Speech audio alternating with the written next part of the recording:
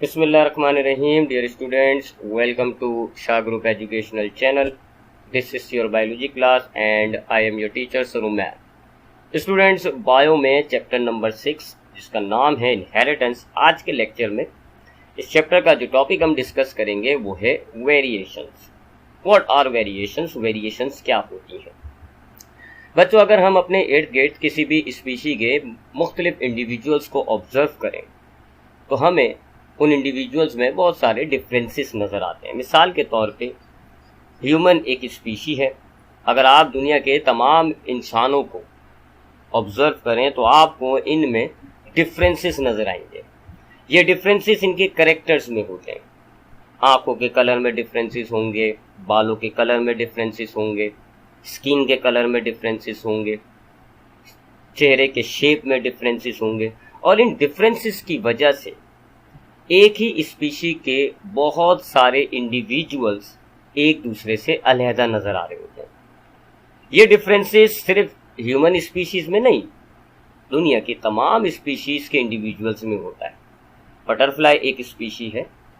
अगर आप बटरफ्लाई के मुख्तलिफ ऑर्गेनिजम्स लें और उन्हें ऑब्जर्व करें तो आपको इन मुख्तलिफ बटरफ्लाइज में भी डिफरेंसेस नज़र आएंगे, इनके करेक्टर्स के अंदर, इनके कलर्स के अंदर, इनके विंग्स के शेप के अंदर. सिमिलरली डॉग एक स्पीशी है. अगर आप दुनिया के मुख्तलिफ डॉग्स को ऑब्जर्व करें तो आपको इन डॉग्स में भी आपस में इनके करेक्टर्स में फ़र्क नज़र आएगा. किसी के कान बड़े होंगे, किसी के कान छोटे होंगे, किसी के बालों के कलर में फ़र्क होगा, किसी की आइज़ के कलर में फ़र्क होगा. तो ये जो डिफरेंसेस होते हैं जो एक ही स्पीशी के मुख्तलिफ इंडिविजुअल्स में पाए जाते हैं, इनके करेक्टर्स में ये डिफरेंसेस होते हैं और इन डिफरेंसेस की वजह से एक ही स्पीशी के मुख्तलिफ इंडिविजुअल्स अब एक दूसरे से अलहदा हो जाते हैं.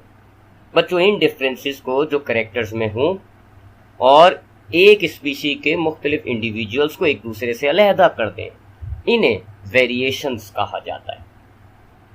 अब बात करते हैं टाइप्स ऑफ वेरिएशंस की. बच्चों, हमारे पास वेरिएशंस कई किस्म का होता है. उसमें पहली टाइप है एनवायरमेंटल वेरिएशन. ये ऐसे वेरिएशंस को कहा जाता है जिनका रीज़न एनवायरनमेंट होते हैं, यानी जिस्म में होने वाली वो तब्दीलियां जो एनवायरनमेंट की वजह से आएँ उन्हें एनवायरमेंटल वेरिएशन कहा जाता है. मिसाल के तौर पे एक दुबला पतला इंसान है, वो एक्सरसाइज करता है और अपने जिस्म को मस्कुलर बना देता है. तो यहाँ इसके अंदर ये जो अब मस्कुलर बॉडी इसकी हो गई, ये इसके अंदर वेरिएशन पैदाइशी नहीं है, बल्कि इसके एनवायरनमेंट, इसकी एक्टिविटी की वजह से हुई. इसी तरह कोई दुबला पतला शख्स है, बहुत ज़्यादा खाना खाए और वो अब मोटा हो जाए, तो अब ये मोटा शख्स एक दूसरे पतले शख्स से डिफरेंट हो गया, इसके अंदर एक वेरिएशन आ गया. लेकिन ये वेरिएशन इसके अंदर पैदाइशी नहीं है, बल्कि एनवायरनमेंट की वजह से आया है. सो ऐसे वेरिएशंस जो जिस्म में पैदाइशी तौर पे ना हो बल्कि एनवायरनमेंट की वजह से आते हों, इन्हें एनवायरमेंटल वेरिएशन कहा जाता है. इंसान के हाथ में 5 उंगलियां हैं. अब सपोज करें खुदा ना खास्ता किसी के हादसे के अंदर उसकी एक उंगली लॉस्ट हो गई, तो अब उसके हाथ में 4 उंगलियां मौजूद होंगी और अब उसका हाथ एक दूसरे इंसान के हाथ से डिफरेंट हो जाएगा, एक वेरिएशन आ जाएगा. क्या वेरिएशन आ जाएगा? कि अब उसकी उंगलियां 4 हैं. बट ये जो वेरिएशन इसकी बॉडी के अंदर आया, ये एनवायरनमेंट की वजह से आ रहा है, पैदाइशी तौर पे नहीं है. सो ऐसे वेरिएशंस जो जिस्म के अंदर पैदाइशी तौर पे ना हो बल्कि एनवायरनमेंट की वजह से आते हों, उन्हें एनवायरमेंटल वेरिएशंस कहा जाता है. और ये ना तो पैदाइशी तौर पे आपके जिस्म में मौजूद होते हैं और ना ही ये इनहेरिटेबल होते हैं. इनहेरिटेबल का मतलब कि ये एक ऑर्गेनिज्म से उसकी जनरेशन में मुंतकिल नहीं होंगे, ट्रांसफ़र नहीं होंगे. तो अगर एक इंसान मस्कुलर बॉडी के साथ है तो ज़रूरी नहीं है कि उसकी औलाद भी इसी तरीके से, इसी मस्कुलर बॉडी के साथ पैदा हो. सिमिलरली ज़रूरी नहीं है कि एक इंसान मोटा है तो उसकी औलाद भी मोटी पैदा हो. That is the first type of variation called environmental variation. उसके बाद सेकंड टाइप हमारे पास होती है हेरिटेबल वेरिएशंस. ये ऐसी वेरिएशंस को कहा जाता है जो हमारे जीन्स के अंदर तब्दीली की वजह से आए. किसी इंसान के जीन्स में अगर तब्दीली हो जाए और उसकी वजह से अगर उसकी बॉडी के अंदर कोई चेंज आ जाए, कोई डिफरेंस आ जाए, करेक्टर में कोई वेरिएशन पैदा हो, तो उसको उसको हेरिटेबल वेरिएशन कहा जाता है. मिसाल के तौर पे इंसान की जो आंखों का कलर चेंज हो रहा होता है उसकी मुख्तलिफ जनरेशन्स के अंदर, ये हेरिटेबल वेरिएशन है। इंसानों के अंदर जो हेयर कलर में चेंजिंग्स होती हैं, हेयर कलर की जो वेरिएशन है, ये भी हेरिटेबल है। सो ऐसे वेरिएशंस जो जीन्स के अंदर तब्दीली की वजह से जिस्म में पैदा हों, इन्हें हेरिटेबल वेरिएशंस कहा जाता है। ये पैदाइशी तौर पे इंसान के अंदर मौजूद होते हैं, ये जनरेशन से दूसरी जनरेशन में ट्रांसफ़र भी होते हैं, और ये एवोल्यूशन का रॉ मटेरियल होते हैं।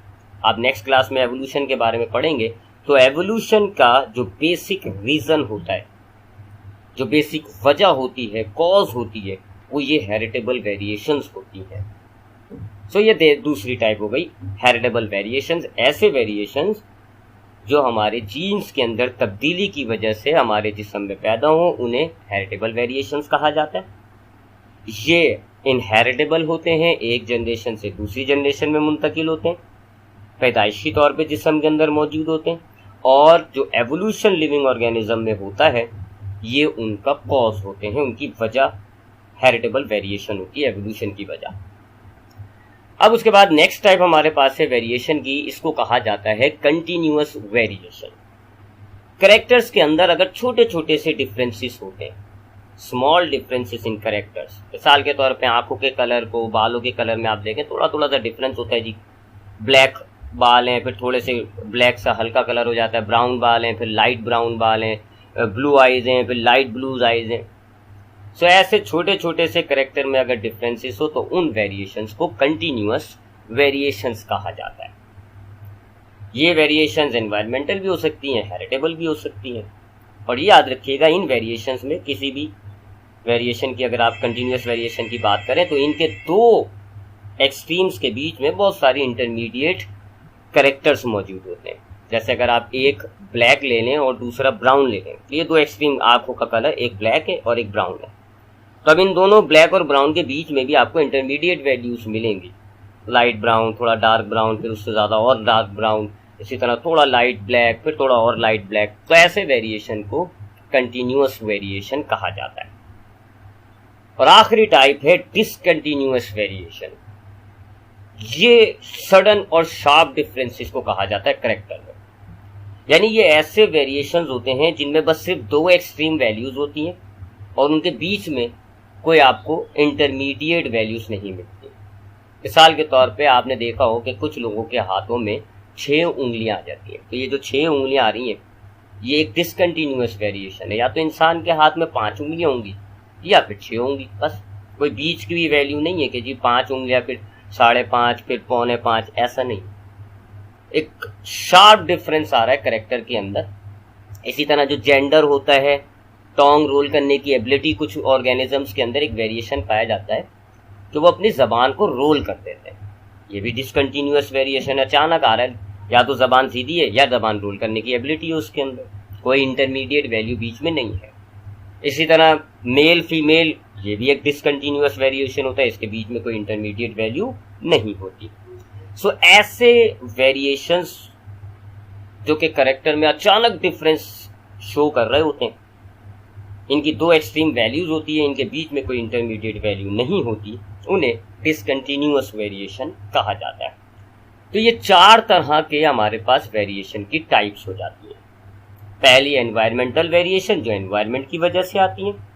दूसरी हेरिटेबल वेरिएशंस, जो जीन्स के अंदर चेंजिंग्स की वजह से आती है। तीसरी कंटिन्यूअस वेरिएशन, जो हमारे कैरेक्टर के अंदर थोड़े थोड़े डिफरेंसेस की वजह से बनते हैं और इनके अंदर बहुत सारी इंटरमीडिएट वैल्यूज होती हैं। और फिर आखिरी टाइप है डिसकंटिन्यूअस वेरिएशन, जो हमारे कैरेक्टर में अचानक डिफरेंस से आता है और इनमें दो एक्सट्रीम वैल्यूज के बीच में कोई इंटरमीडिएट कैरेक्टर नहीं होता।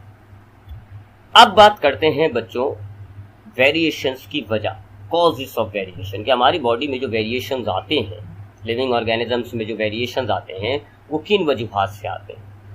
So first cause for the variation is independent assortment. बच्चों आपने मायोसिस पढ़ा है, आपने पढ़ा है कि मायोसिस के अंदर एक सेल डिवाइड होता है, 4 सेल बनते हैं और फिर वो 4 सेल्स आगे जाके कन्वर्ट हो जाते हैं गैमेट्स के अंदर। सो मायोसिस के प्रोसेस के अंदर हमने ये भी पढ़ा है कि जो होमोलोगस क्रोमोसोम्स होते हैं वो आपस में पेयर हो जाते हैं। होमोलोगस क्रोमोसोम्स आपके पेयर हो जाते हैं। तो हम इंसानों की बात करें तो इंसानों के अंदर 46 क्रोमोसोम होते हैं, जिनके अगर हम होमोलोगस क्रोमोसोम्स बनाएं तो वो 23 पेयर्स होते हैं। ड्यूरिंग मायोसिस तमाम होमोलोगस क्रोमोसोम्स एक दूसरे से जुड़ जाते हैं। अब मायोसिस में एक फेस आता है जिसको हम कहते हैं मेटाफेज। मेटाफेज में ये तमाम होमोलोगस क्रोमोसोम्स अपने आप को असॉर्ट करते हैं, अरेंज करते हैं, एक लाइन में आते हैं। तो अब सपोज कर लेते हैं हमारे पास ये एक सेल है जिसके पास जो पेरेंटल क्रोमोसोम्स हैं उन्हें हमने ब्लू कलर से शो कर लिया, और जो मैटरनल क्रोमोसोम हैं, पैटर्नल को हम ब्लू से और मैटरनल को हम रेड से शो कर रहे हैं। ऊपर के 2 होमोलोगस क्रोमोसोम उन्होंने भी पेयर बनाया हुआ है, नीचे के 2 होमोलोगस क्रोमोसोम उन्होंने भी पेयर बनाया हुआ है। अब जब ये मेटाफेज के दौरान जब ये अरेंज होते हैं ना, तो कोई फिक्स मामला नहीं है कि ये इन्होंने एक खास पैटर्न से ही अरेंज होना है, नहीं, रैंडम अरेंज होते हैं।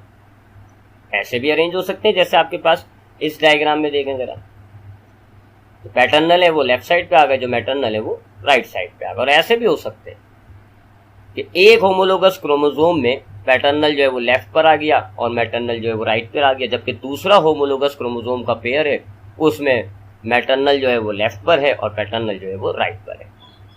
ठीक है, यानी कि जब मायोसिस के दौरान होमोलोगस क्रोमोसोम्स को इक्वेटोरियल प्लेट पे अरेंज होना होता है तो वो रैंडमली अरेंज होते हैं। कोई फिक्स पैटर्न नहीं है कि हमेशा मैटरनल क्रोमोसोम एक साइड पे होंगे और पैटर्नल क्रोमोसोम एक साइड पे होंगे, नहीं, कोई फिक्स पैटर्न नहीं है, रैंडमली असॉर्ट होते हैं। और अब जब मायोसिस शुरू होगा और ये अब मायोसिस के दौरान क्या होता है कि पहले तो ये होमोलोगस क्रोमोसोम का जो पेयर होता है ये ब्रेक हो जाता है। ये ब्रेक हो जाता है, एक सेल के अंदर मैटरनल जाएगा, एक सेल के अंदर दूसरा वाला जाएगा, और फिर जब दोबारा एक और बार डिवीजन होगी तो अभी ये क्रोमोसोम जो है ये भी ब्रेक हो जाएगा। तो अब जरा लेफ्ट साइड के सेल्स में जिसमें हमने जो ब्लू वाले हैं उन्हें एक तरफ करेंगे और रेड वाले जो हैं एक तरफ करेंगे। अब जब इसमें मायोसिस होगी तो पहले तो ये होमोलोगस क्रोमोसोम का पेयर टूट गया, ब्लू वाले एक सेल में चले गए, रेड वाले एक सेल में चले गए। फिर जब ये फर्दर ब्रेक होंगे तो ये 4 गैमेट्स बनेंगे। और अगर हमारे इस सेल ने ये राइट वाली असॉर्टमेंट की तो अब जब ब्रेक होगा तो देखें जरा, एक सेल के अंदर ना मैटरनल और पैटर्नल का क्रोमोसोम जा रहा है और दूसरे सेल में भी हो रहा है पैटर्नल मैटरनल का क्रोमोसोम जा रहा है। अब जब ये फर्दर मजीद ये डिवाइड होगा तो अब जरा हमारे पास जो नए सेल्स बनेंगे इनके अंदर देखें क्रोमोसोम्स दूसरे दूसरे अरेंज हो गए। इसे कहते हैं हम इंडिपेंडेंट असॉर्टमेंट। क्या हमारे पास मायोसिस के दौरान जब होमोलोगस क्रोमोसोम्स पेयर बनते हैं और फिर मेटाफेज के दौरान जब ये अरेंज होते हैं तो रैंडम अरेंज होते हैं। रैंडम अरेंज होते हैं, हो सकता है एक सेल इस तरह अरेंज हो कि उसके मैटरनल सारे एक तरफ हो, पैटर्नल सारे एक तरफ हो, और दूसरा सेल इस तरह अरेंज हो कि उसके आधे मैटरनल एक तरफ हो, आधे पैटर्नल एक तरफ हो। और ये जब अरेंजमेंट होती है और उसके बाद जब मायोसिस में ये क्रोमोसोम्स होमोलोगस क्रोमोसोम्स का पेयर ब्रेक होता है, फिर ये फर्दर ब्रेक होता है, तो फिर हमारे पास गैमेट्स में डिफरेंट किस्म के क्रोमोसोम्स आ रहे होते हैं, यानी कि गैमेट्स की वैरायटी बन रही होती है। और ये एक वजह हो जाएगी। फिर देखें ना, ये 4 हो, जब आपकी ये राइट साइड पे देखें जरा, 4 तरह को जो, अब ये तो एक सेल हमने ये लिया, इसके ये 4 गैमेट्स बन गए, ये सेल लिया, इसके ये 4 गैमेट्स बन गए। ये सारे गैमेट्स अब एक दूसरे से डिफरेंट हैं। ये गैमेट अलग हुआ, ये गैमेट अलग हुआ, ये गैमेट अलग हुआ, तो 4 किस्म के गैमेट्स हमारे पास बन गए। ये सिर्फ कभी 2 क्रोमोसोम्स की बात की है, इंसानों में तो 46 होते हैं। तो सोचें जरा फिर कितनी वैरायटी हमारे पास गैमेट्स की बनती है। और फिर ये गैमेट जब फीमेल गैमेट से फर्टिलाइज करेगा तो कौन सा गैमेट फर्टिलाइज करेगा उस हिसाब से फिर वेरिएशन हो जाएगी।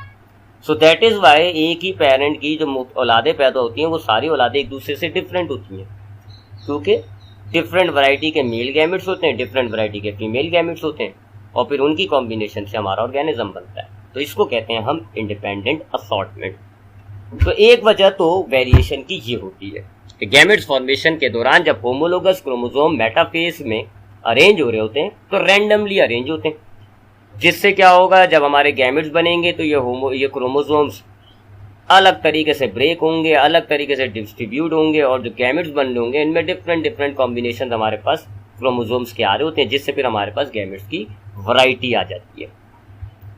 उसके बाद नेक्स्ट जो हमारे पास रीजन होता है वेरिएशन का, वो है क्रॉसिंग ओवर। मयोसिस के दौरान एक और प्रोसेस होता है। अभी ये जो मयोसिस होते हैं ना, जिसमें होमोलोगस क्रोमोसोम्स पेयर हो जाते हैं, गैमेट्स बनते हैं, इसमें एक और मामला होता है। जब होमोलोगस क्रोमोसोम्स आपस में पेयर बनते हैं तो इस दौरान ये क्रॉसिंग ओवर भी करते हैं। अब व्हाट इज क्रॉसिंग ओवर? जब दो होमोलोगस क्रोमोसोम, सपोज कर लेते हैं हम ब्लू और रेड, ये दो होमोलोगस क्रोमोसोम, अब इसमें से आप ब्लू पैटर्नल कह लें, रेड मैटर्नल कह लें।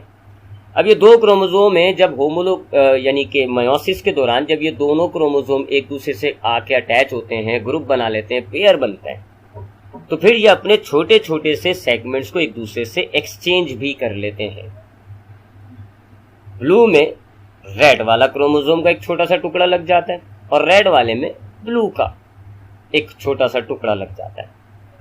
ये जो होमोलोगस क्रोमोसोम ने मयोसिस के दौरान पेयरिंग जब की और अपने सेगमेंट्स को एक्सचेंज कर लिया, इसको क्रॉसिंग ओवर कहते हैं। और इससे क्या हुआ, अब जो हमारे पास मैटरनल क्रोमोसोम था उसमें थोड़ी सी तब्दीली आ गई और उसमें थोड़ा सा दूसरा क्रोमोसोम लग गया, कुछ और क्रोमोसोम्स के जीन्स आ गए, क्रोमोसोम्स चेंज हो गए।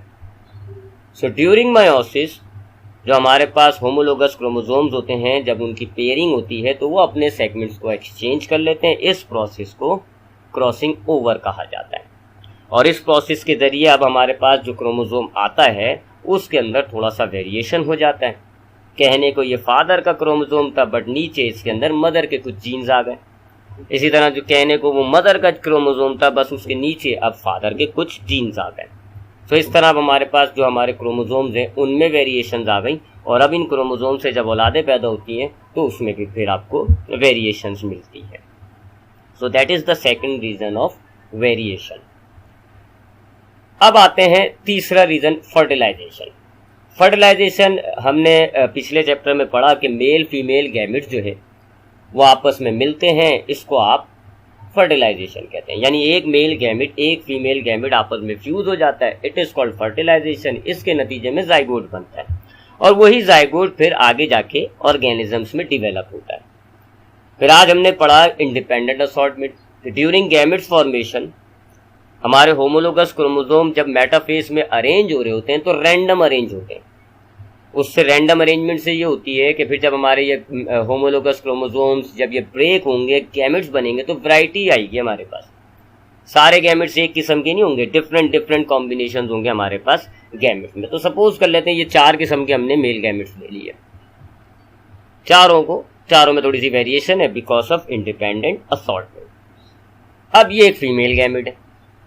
अब यहां पर इतना मामला आसान नहीं है कि जी मेल गैमेट फीमेल गैमेट मिला जाइगोट एक जैसा बन रहा है, नहीं। अब डिपेंड करता है कौन सा मेल गैमेट फीमेल गैमेट को फर्टिलाइज करता है। अगर पहला मेल गैमेट फीमेल गैमेट को फर्टिलाइज करेगा तो जाइगोट के अंदर ये वाले क्रोमोसोम्स आ जाएंगे। अगर दूसरा मेल गैमेट फीमेल गैमेट को फर्टिलाइज करता है तो अब जाइगोट के अंदर क्रोमोसोम्स देखें जरा तब्दील हो गए, वेरिएशन आ रही है अब जाइगोट के अंदर क्रोमोसोम्स की। सिमिलरली अगर तीसरा वाला मेल गैमेट फीमेल गैमेट को फर्टिलाइज करता है तो अब जाइगोट के अंदर ये कॉम्बिनेशन होगा क्रोमोसोम्स का। और अगर fourth male gamete female gamete को फर्टिलाइज करता है तो जाइगोट के अंदर हमारे पास ये क्रोमोसोम्स का कॉम्बिनेशन आएगा। और आप देखें चारों किस्म के जो जाइगोट हैं वो क्रोमोसोम्स की तादाद एक जैसी है, सेम माँ बाप के ही क्रोमोसोम जा रहे हैं, बट उन क्रोमोसोम्स के अंदर वेरिएशंस हैं। अब ये 4 जाइगोट जब ये 4 ऑर्गेनिज्म बनेंगे तो ये 4 भाई हो जाएंगे सपोज कर लें, और चारों में थोड़ा थोड़ा सा फर्क होगा। सो दैट इज वाई एक माँ बाप के जब 4 बच्चे पैदा होते हैं चारों में थोड़ा थोड़ा सा फर्क होता है। वो इस वजह से होता है, डिपेंड करता है फर्टिलाइजेशन के दौरान कौन सा गैमेट किस गैमेट को फर्टिलाइज कर रहा है। सो चूंकि हमारे पास काफ़ी सारे वैरायटीज पैदा हो रही होती है गैमेट्स की, मेल में भी फीमेल में भी, बिलखुसूस मेल के अंदर तो बहुत ज़्यादा गैमेट्स की वैरायटी पैदा होती है, और फिर जब इनकी फर्टिलाइजेशन होती है तो ये भी रैंडम होती है। कोई सा भी मेल गैमेट फीमेल गैमेट को आगे फर्टिलाइज कर सकता है। अब हर मेल गैमेट चूंकि एक यूनिक कॉम्बिनेशन जो है वो जीन्स के लेके चल रहा है, लिहाजा मेल गैमेट जब फीमेल गैमेट को फर्टिलाइज करेगा तो एक डिफरेंट से जाइगोट्स पैदा होंगे और उससे फिर जब ऑर्गेनिज्म पैदा होगा तो वो सारे ऑर्गेनिज्म एक दूसरे से वेरिएशन शो कर होंगे। तो अब ये 4 जो जाइगोट हमने अभी बनाए, अगर इन चारों से डेवलपमेंट होती है, ऑर्गेनिज्म पैदा होता है, तो ये चारों ऑर्गेनिजम्स के कैरेक्टर में थोड़ा थोड़ा सा आपको फर्क नजर आ जाएगा, जिसको आप वेरिएशन कहते हैं। और अगला और सबसे इंपॉर्टेंट रीजन होता है म्यूटेशन। म्यूटेशन का मतलब होता है हमारे जीन्स के अंदर ना अचानक कोई तब्दीली आ जाए। आपने इसी चैप्टर में पढ़ा कि जीन्स एक्चुअल में हमारे डीएनए के छोटे छोटे टुकड़े होते हैं। ये 4 टुकड़े हमने ले लिए, ये 4 डीएनए के जो टुकड़े हैं, सपोज कर लेते हैं हम ये 4 हमारे पास जीन्स हैं। और जीन्स के अंदर जो मालूमात स्टोर हुई हुई होती है वो कहाँ स्टोर हुई हुई होती है? हमारे जो डीएनए के टुकड़ों में जो नाइट्रोजन बेस होते हैं ना, वो होती है इन्फॉर्मेशन। लंबाई के अंदर जो नाइट्रोजन बेस की अरेंजमेंट है उसको हम कहते हैं कि जी हमारे पास जीन के अंदर मालूमात स्टोर हुई है। अब बाज़ औक़ात रेडिएशंस, बहुत सारे केमिकल्स होते हैं, इनकी वजूहात से हमारे जो डीएनए के अंदर नाइट्रोजन बेसिस हैं उनकी तरतीब आगे पीछे हो जाती है। कोई नाइट्रोजन बेस रिप्लेस हो जाता है, दूसरा लग जाता है, इसको म्यूटेशन कहा जाता है। मिसाल के तौर पे हमारे पास एक जीन का सेगमेंट ले लेते हैं, सपोज करें उसमें 4 न्यूक्लियोटाइड लगे हुए, ए, जी, सी और टी, यानी एडेनाइन, ग्वानिन, साइटोसाइन और थाइमाइन। अब सपोज करें रेडिएशन की वजह से ये जो जी है ग्वानिन, ये चेंज हो गया, इसकी जगह ए लग गया यानी एडेनाइन। सब पहले हमारे पास था ए, जी, सी, टी, अब हो गया ए, सी, टी, और अब ये जीन एलील बन गया। ये जीन तो खैर चेंज नहीं होगा, ट्रेड वही रखा रहेगा, बट उसकी एलील आ जाएगी। यानी अगर सपोज करें पहला वाला जो जीन था वो ब्लैक आइस कलर का था, तो अब जो उसके दूसरा जो जीन म्यूटेशन के बाद जो जीन बना अब वो ब्लू आइस कलर है। इसे कहते हैं म्यूटेशन। रेडिएशन इसका बहुत बड़ा रीजन होता है, उसके बाद अलग रीजन्स में केमिकल्स आ जाते हैं। तो कुछ वजूहात की वजह से हमारे जो जीन्स होते हैं उनके अंदर कुछ अचानक तब्दीलियां आ जाती हैं उनके नाइट्रोजन बेस के अरेंजमेंट में, और उसकी वजह से हमारा जो जीन है उसकी फिर मुख्तलिफ अलील्स बनती हैं। ये अलील्स जो बनती हैं इसी वजह से तो बनती हैं। हमारे पास बालों के कलर के बहुत सारी अलील्स हैं, बालों का कलर का जो जीन है उसकी डिफरेंट अलील्स हैं बिकॉज ऑफ म्यूटेशन। और म्यूटेशन की वजह से फिर आपके अंदर वेरिएशंस आएगा। तो ये भी एक बहुत बड़ा रीज़न होता है, म्यूटेशन की वजह से हमारे ऑर्गेनिजम्स के अंदर चेंजिंग्स आ जाती है। ये जो हमारे बैक्टीरिया वगैरह आप देखते हैं जी कि कुछ बैक्टीरिया हैं वो एंटीबायोटिक रेसिस्टेंस हासिल कर लेते हैं, यानी बैक्टीरिया है एक दवाई से वो सपोज करें वो मर जाता है, लेकिन काफ़ी अर्से तक अगर हम वो दवाई इस्तेमाल करते रहें तो फिर हम देखते हैं बैक्टीरिया पे उस दवाई का असर नहीं होता। इसको हम कहते हैं एंटीबायोटिक रेसिस्टेंस। इसके पीछे भी म्यूटेशन होती है। बैक्टीरिया अपने जीन के अंदर म्यूटेशन करता है, अपने जीन को चेंज करता है, थोड़ा सा उसके अंदर चेंजिंग्स आ जाती है जीन्स के अंदर, और अब जीन उसका इस काबिल हो जाता है कि अब वो उस एंटीबायोटिक से बचना शुरू कर दिया। तो ये भी म्यूटेशन हो गया, जीन्स के अंदर उसने अपनी तब्दीली कर दी और अब जीन जो है उसने एक नई अलील की शक्ल इख्तियार कर ली है, और अब ये अलील थोड़ा सा डिफरेंट हो गया है, उस एंटीबायोटिक से रेसिस्टेंस हासिल कर गया। सो हमारे mutation are the sudden changes in the genetic materials and they are the main cause of diversity among organism. हमारे जेनेटिक मटेरियल्स में अचानक होने वाली तब्दीली जिससे हमारा जीन मुख्तलिफ अलील्स की शक्ल इख्तियार कर लेता है, इसको म्यूटेशन कहा जाता है। और ये जो ऑर्गेनिजम्स में वेरिएशन है इसका सबसे बड़ा रीज़न म्यूटेशन है। और नेक्स्ट रीज़न है हमारा एनवायरनमेंट। बाज़ औक़ात हमारे जिस्म के अंदर चेंजिंग्स हमारे एनवायरनमेंट की वजह से भी आती है। बहुत ज़्यादा ठंडे इलाकों में रहें तो आपकी स्किन फेयर हो जाती है, बहुत ज़्यादा गर्म धूप वाले इलाकों में रहें तो आपकी स्किन जो है वो डार्क हो जाती है। ठीक है ना आपने, अगर हम गर्म इलाकों में रहें तो फिर जो गर्म इलाकों के लोग होते हैं उनकी स्किन टोन आपको डार्क दिखती है, और सर्द इलाकों में रहने वालों की या कोल्ड इलाकों में रहने वालों की जो स्किन है वो ज़रा ब्राइट होती है, गोरे चिट्टे से होते हैं। ये वेरिएशन जो आ रहा कलर स्क्रीन में किस वजह से आ रहा है? एनवायरनमेंट की वजह से आ रहा है। इसी तरीके से 2 इंसान हैं, 2 दोस्त हैं, दोनों की बॉडी बिल्कुल सेम है, लेकिन एक ने जो है एक्सरसाइज करना शुरू कर दी और दूसरे ने जो है अपना जा करके एक हाथ कटवा दिया। तो अब इन दोनों में जो वेरिएशन आया, एक का एक हाथ कम हो गया, ये भी वेरिएशन हो गया, एक ने अपनी बॉडी मस्कुलर बना दी, ये भी वेरिएशन हो गया। तो ये किस वजह से आया? एनवायरनमेंट की वजह से आया। सो कुछ वेरिएशंस एनवायरनमेंट की वजह से आ जाते हैं और उनको हम एनवायरमेंटल वेरिएशंस भी कहते हैं। अभी हमने टाइप में भी पढ़ा इसको। सो एनवायरमेंट भी हमारे पास वेरिएशन की वजह बन जाती है, but this variations are not heritable. ये हेरिटेबल नहीं होती, ये इनहेरिट नहीं होती, ये ऑर्गेनिज्म में तो रहेंगी बट उससे उसकी नस्ल में मुंतकिल नहीं होती। सो ये था आज का topic about variations, it's type and it's causes. अब आते हैं आज के लेक्चर के सेक्शन ए यानी एमसीक्यूज। फर्स्ट एमसीक्यूज है which of the following type of variations are not inheritable. Variation की कौन सी टाइप इनहेरिटेबल नहीं होती, यानी कि एक जनरेशन से दूसरी जनरेशन में ट्रांसफर नहीं होती, कौन सी वेरिएशंस कहलाती हैं? तो उनको हम एनवायरमेंटल वेरिएशंस कहते हैं, जो जनरेशन से नेक्स्ट जनरेशन में ट्रांसफर नहीं होती। Which of the following can be the cause of variation? आपको नीचे जो ऑप्शंस दिए जा रहे हैं, म्यूटेशन, फर्टिलाइजेशन, क्रॉसिंग ओवर, या भी ये तीनों, इनमें से कौन सा जो है वो वेरिएशन की वजह होती है? तो म्यूटेशन भी वेरिएशन का कॉज होता है, फर्टिलाइजेशन भी, क्रॉसिंग ओवर भी, ये तो पढ़ा ना हमने आज के लेक्चर में, तीनों हैं, लिहाजा all of this.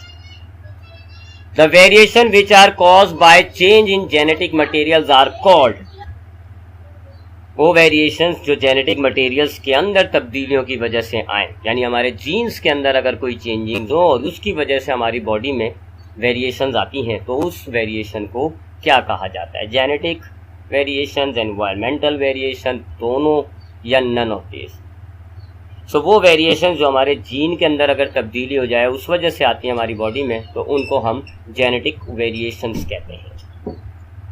Development of muscles due to exercise and loss of body parts are the example of. अगर एक इंसान अपनी बॉडी के अंदर मसल्स को डेवलप कर देता है एक्सरसाइज करके, या फिर एक इंसान अपने जिस्म का कोई पार्ट हादसे में लॉस कर देता है, तो अब उसकी बॉडी में ये जो वेरिएशन आया है, ये वेरिएशन किस चीज की एग्जाम्पल है? जेनेटिक वेरिएशन, एनवायरमेंटल वेरिएशन, दोनों की या none of this? So they are the examples of environmental variation.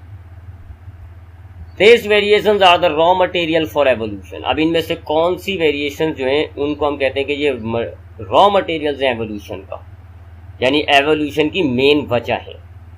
तो एवोल्यूशन जो है वो नेक्स्ट लेक्चर में पढ़ेंगे, और ये इनहेरिटेबल्स होती हैं, यानी कुछ कैरेक्टर जो हमारे भी नस्लों में मुंतकिल हो रही होती हैं। जेनेटिक वेरिएशंस जो हैं उन्हें हम रॉ मटेरियल्स कहते हैं evolution. Dash are the sudden changes in the genetic materials। हमारे जेनेटिक मटेरियल में यानी हमारे जीन्स में अचानक तब्दीली हो जाए, जीन जो है वो एक अलील की शक्ल इख्तियार कर ले फिर वो, तो ये क्या कहलाती है? म्यूटेशन, फर्टिलाइजेशन, क्रॉसिंग ओवर या ऑल ऑफ दिस। सो हमारे जीन्स में अचानक कोई तब्दीलियां हो, रेडिएशंस, कार्सिनोजीन्स वगैरह की वजह से, जिनकी वजह से फिर हमारा जीन जो है वो थोड़ा चेंज हो जाता है, उसमें वेरिएशन आ जाती है, वो एक उसकी एक अलील बन जाती है। सो ये म्यूटेशन कहलाता है। अब आते हैं आज के लेक्चर के section B, short question answers पर। Question number 1, what is variation, what are its type? Variations बताना है आपको, उसकी टाइप्स बतानी है यहाँ पर आपको। तो वेरिएशन मैंने आपको बताया कि एक ही स्पीशी के जो मुख्तलिफ ऑर्गेनिजम्स हैं, इनके अंदर थोड़े थोड़े से इनके करेक्टर्स में जो फ़र्क होता है उसको वेरिएशंस कहा जाता है। 4 टाइप हमने आज के लेक्चर में पढ़ी। एनवायरमेंटल वेरिएशंस यानी वो वेरिएशंस जिनका ताल्लुक या जिनकी वजह एनवायरमेंट होती है। हेरिटेबल वेरिएशंस, अगर हमारे जीन्स के अंदर कोई तब्दीली आए और उसकी वजह से हमारी बॉडी में कोई वेरिएशन पैदा हो जाए तो उसको हेरिटेबल वेरिएशन कहा जाता है। फिर कंटिन्यूअस वेरिएशंस होती हैं जी, छोटे छोटे से डिफरेंसेस अगर हमारे करेक्टर्स में डेवलप हो रहे हो तो उनको कंटिन्यूअस वेरिएशन कहा जाता है। और अगर हमारे करेक्टर में शार्प डिफरेंस आ जाए, ऐसा डिफरेंस जिसकी कोई इंटरमीडिएट वैल्यू ना हो, तो फिर उसको डिसकंटिन्यूअस वेरिएशन कहा जाता है। तो यही जवाब आपको यहाँ लिखना है। Difference in characters such as height, colour of eyes among the individuals of the same species are called variations. It play a very important role in evolution. Types में आपने पहले 2 बयान करी। Environmental variation, the variations which are caused by the effect of the environment are called environmental variation. Examples आपने लिख दी। Heritable variations में आपने लिखा the variations which are caused by the change in genetic materials are called heritable variations. साथ साथ आपने examples लिखे। अब उसके बाद आपने ये 2 और टाइप्स बताएं, कंटिन्यूअस और discontinuous. Small differences in character such as eye colour, skin colour among the individual of the same species are called the continuous variation. They may be environmental और हेरिटेबल। और डिसकंटिन्यूअस में आपने लिखा sudden in sharp difference in character like blood group, 6 finger in palm among the individuals of the same species are called discontinuous variation, they are heritable। ठीक, तो ये आपके पास हो गया question number 1। Question number 2, explain the causes of variation. आपको जो variation की causes होती हैं, वजूहात होती हैं, वो एक्सप्लेन करनी है। तो ये भी हमने आज के लेक्चर में पढ़ा कि हमारे पास वेरिएशन की कई वजूहात होती हैं। इंडिपेंडेंट असॉर्टमेंट होती है, क्रॉसिंग ओवर होती है, फर्टिलाइजेशन होता है, म्यूटेशन होता है, एनवायरनमेंट होता है। ठीक है, इंडिपेंडेंट असॉर्टमेंट मैंने आपको बताया कि आपके जब मयोसिस सेल डिवीजन होता है जिसके जरिए आपके गैमेट्स बनते हैं। सो ड्यूरिंग मयोसिस जो होमोलोगस क्रोमोसोम होते हैं, यानी पैटर्नल मैटर्नल के सेम क्रोमोसोम्स जो होते हैं, वो आपस में पेयर हो जाते हैं। पेयर होने के बाद फिर मयोसिस में एक फेस आता है, मेटाफेस, एनाफेस, उसमें जो है ये सारे होमोलोगस क्रोमोसोम्स अपने आप को अरेंज कर लेते हैं। तो जब ये अरेंज करते हैं अपने आप को, तो रैंडम अरेंज करते हैं। ये नहीं है कि सारे सेल्स ने एक ही तरीके से अपने आप को अरेंज करना है, नहीं, आगे पीछे हो जाते हैं, घूम जाते हैं। मैटरनल लेफ्ट पे, पैटर्नल राइट पर, तो दूसरे सेल के अंदर मैटरनल लेफ्ट पे, पैटर्नल राइट पर डिफरेंट हो जाते हैं। तो जब होमोलोगस क्रोमोसोम्स अपने आप को अरेंज करेंगे तो रैंडमली अरेंज करेंगे, और उसके बाद फिर मयोसिस के दौरान सेल्स को तोड़ने का एक सिलसिला शुरू हो जाता है, क्रोमोसोम्स ब्रेक होते रहते हैं। तो फिर जब आपकी अरेंजमेंट होगी उस हिसाब से आपके जो है वो गैमेट्स में क्रोमोसोम्स जाते हैं। तो इसको हम कहते हैं इंडिपेंडेंट असॉर्टमेंट। और इसके नतीजे में फिर जब हमारे पास गैमेट्स बनते हैं तो वो डिफरेंट वैरायटीज के बनते हैं। 2 सेल हैं, 2 सेलों ने 4-4 गैमेट्स बनाए, तो वो एक जैसे नहीं बनाएंगे। एक सेल जरा डिफरेंट किस्म के गैमेट्स बनाएगा, एक सेल जरा डिफरेंट किस्म के गैमेट्स बनाएगा। यहाँ डिफरेंट किस्म से मुराद क्रोमोसोम्स की तादाद सेम होगी, बट उसके अंदर जीन्स अलग होंगे। फिर क्रॉसिंग ओवर मैंने आपको बताया कि हमारे पास जो होमोलोगस क्रोमोसोम्स अगेन मयोसिस में जब पेयर करते हैं तो साथ साथ वो एक और काम करते हैं, वो अपने छोटे छोटे से सेगमेंट्स को एक दूसरे से एक्सचेंज कर लेते हैं और उसको क्रॉसिंग ओवर कहते हैं। फिर फर्टिलाइजेशन एक वजह होती है। हमारे पास मेल गैमेट सारे एक तरह के नहीं है, डिफरेंट अलग अलग वैरायटी के हैं, because of independent assortment. So independent assortment की वजह से हमारे पास डिफरेंट किस्म के मेल फीमेल गैमेट्स होते हैं। अब ये गैमेट्स जब फीमेल गैमेट्स को फर्टिलाइज करेंगे तो फिर कौन सा गैमेट फर्टिलाइज करता है, इस हिसाब से जाइगोट में एक जरा डिफरेंट कॉम्बिनेशन बनती है। सो डिफरेंट किस्म के मेल गैमेट्स होंगे, दैट इज वाई डिफरेंट किस्म का जाइगोट बनेगा। हर जाइगोट से जब ऑर्गेनिज्म पैदा होगा तो उसमें फिर वेरिएशन हो जाएंगी। और आखिरी रीजन होता है एनवायरनमेंट और म्यूटेशन भी एक आखिरी रीजन। म्यूटेशन भी बताया मैंने आपको कि हमारे जीन्स के अंदर अचानक तब्दीलियां हो जाती हैं और जीन्स जो है वो एक नया अलील बन जाता है, इसको हम कहते हैं म्यूटेशन। ये भी वेरिएशन की वजह है। और फिर एनवायरनमेंट है जी, बट एनवायरमेंटल वेरिएशंस जो है वो हेरिटेबल नहीं होती। तो यही आपने यहाँ एक्सप्लेन कर दिया। Independent assortment, when cell divide during meiosis, homologous chromosomes are randomly distributed during anaphase, separating, segregating independently of each other. This is called the independent assortment. It results in wide variety of gametes that have unique combination of chromosomes. Meiosis के दौरान homologous chromosomes random arrange होते हैं। फिर जब ये इस homologous chromosome से यानी मयोसिस से जब ये गैमेट्स बनेंगे तो फिर हमारे पास वैरायटी के गैमेट्स पैदा होते हैं। ड्यूरिंग क्रॉसिंग ओवर में लिखा आपने, during meiosis the non sister chromatids of homologous chromosome exchange their segments by a process called crossing over. It result in new combination of gene each chromosome. अब chromosomes तो तब्दील नहीं हो रहा है, बट उसके जीन्स तब्दील हो रहे हैं, नया क्रोमोसोम नए जीन्स के साथ। फर्टिलाइजेशन में आपने लिखा, each gamete has a unique set of combination of genes, as many male gametes are available to fertilize female gamete, and fertilization is random. As a result each zygote is unique and hence variation occur due to different combination of gene from male female gametes. Two और reasons है, mutation are the sudden change in the genetic material and they are the main cause of diversity among organisms. और फिर आखिरी environment, a number of environmental factors can cause variation. Factors like cold, temperature, light, food, etc. can influence the organism color and metabolic rate effectively, but these changes are acquired by the organism in their lifetime and are not inheritable. Environment से जो भी variation आएंगी ना, वो organism अपनी life में तो अपना लेगा, उसकी लाइफ में तो मौजूद होंगी, बट उससे इनहेरिट नहीं होंगी। सो ये था आज का lecture about variations, it's type and the causes of variation. अब इंशाल्लाह नेक्स्ट लेक्चर में एवोल्यूशन को जिक्र करेंगे, डिस्कस करेंगे कि एवोल्यूशन क्या होता है। इंशाल्लाह ख्याल रखिएगा अपना। अल्लाह हाफिज।